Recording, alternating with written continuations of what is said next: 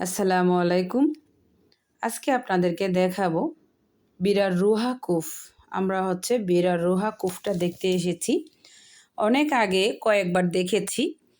এবার ভিডিও করেছি আপনাদের সাথে ভিডিওটা শেয়ার করার জন্য। মদিনা থেকে প্রায় 120 কিলোমিটার দূরে। তো আমরা সকালবেলা এখানে এসেছি দেখার জন্য।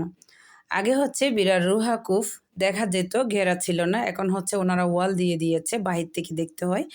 এই যে এই পানিগুলাই বিরার রোহা কুফের পানি। এগুলো আসরের নামাজের পরে এখানে গেটটা খুলে দেয়। তারপর এখান থেকে এই যে ভাইয়েরা ঢুকে তারপর পানিগুলো নিয়ে আসেন। আগে কিন্তু গিয়ে দেখা যেত, খাওয়া যেত পানি। এখন আর ওইখানে ভিতরে মানে প্রবেশ করা নিষেধ।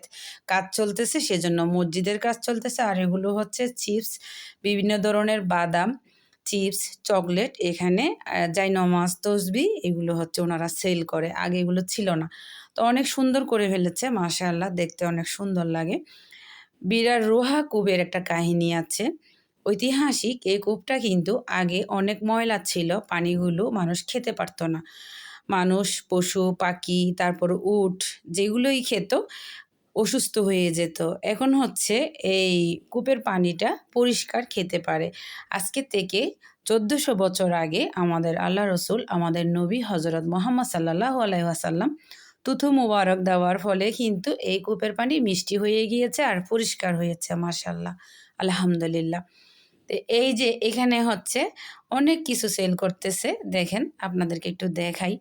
আর এইটা বিরার রোহা কূপের ভিতরের সাইডের। আমি একটু গ্রিলের ভিতর থেকেই ভিডিও করেছি, মোবাইলটা ভিতরে ঢুকিয়ে।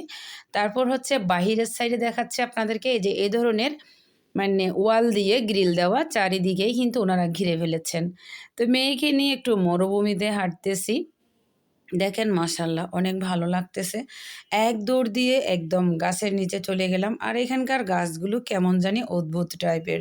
এগুলো নাকি ওট খায়, একদম কাটা জাতীয়। তো আজকের ভিডিওটা এখানে শেষ করছি। আবার কথা হবে পরবর্তী কোনো ভিডিওতে। আপনারা যদি আমার ফেসবুক পেজ থেকে ভিডিওটি দেখে থাকেন, লাইক ফলো করবেন। আর যদি ইউটিউব চ্যানেল থেকে আপনারা আমার ভিডিওটি দেখে থাকেন, আমার চ্যানেলটিকে সাবস্ক্রাইব করে নেবেন। আজকের ভিডিওটি এখানে শেষ করছি। আল্লাহ হাফেজ। Thanks for watching.